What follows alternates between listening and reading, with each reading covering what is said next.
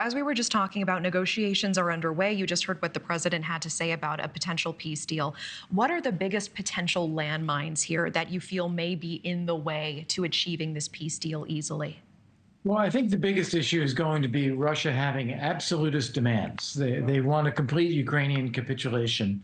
And we have to not give in to that. We have to say that, look, Ukraine needs to be a sovereign, independent state. They've got to have a viable territory. They have a right to their own territory. They're not going to just roll over for Russia. And I think we also need to separate a ceasefire from a longer-term peace deal. What I think we need immediately is a very short-term ceasefire that stops the fighting, gives some people some confidence, and then start working on what are the steps that make it more lasting. Russia has the opposite interest. They want to actually get this agreement on the table in its full form before agreeing to a ceasefire, and we have to push back on that. Yeah, Zelensky already indicating he is very wary of Putin's ability and likelihood of following through on any sort of word here. Is he right to be wary in this way? Well, yes and no. On the one hand, yes, he's right about Putin, his behavior, his intentions. Russia wants the maximum out of everything. They will lie, they will cheat, and so forth. We know that. So there's no surprise here. The challenge is, how do you take someone like that and get to the point of saying we're going to stop the fighting?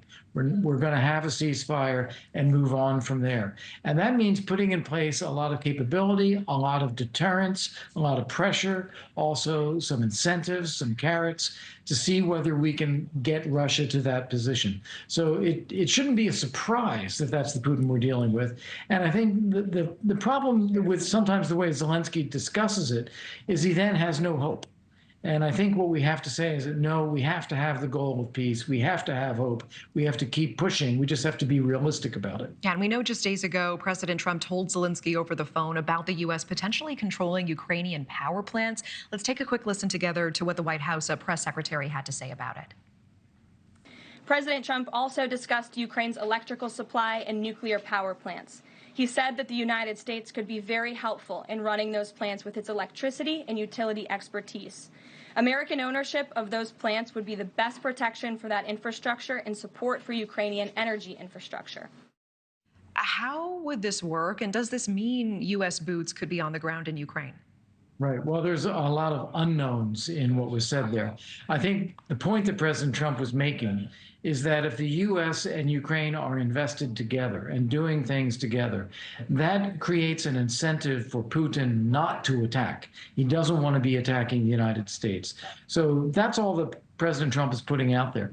There is one particular nuclear power plant that is critically important. It's the Zaporizhzhia nuclear power plant, largest in Europe. It is in territory that Russia occupies, and it has been booby-trapped by Russia so that they could blow it up and cause a radioactive cloud at any time. And getting that out of Russian hands in a way where Russia accepts that is critically important for security and for the lack of threats of radiation cloud over Europe going forward. Maybe there's a way in which Russia agrees that the United States can take it over, since they don't want to agree that Ukraine can take it over. But in doing that, they would still have to withdraw from that territory. So we'll see what this means in practice. But it's interesting that President Trump threw it out there because he's focusing in on one of the most important issues.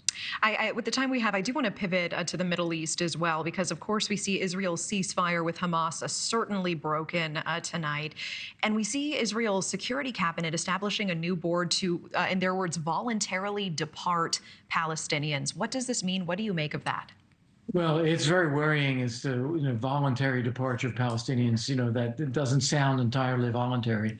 What is happening here is that Hamas has failed to deliver on the hostage releases that they promised.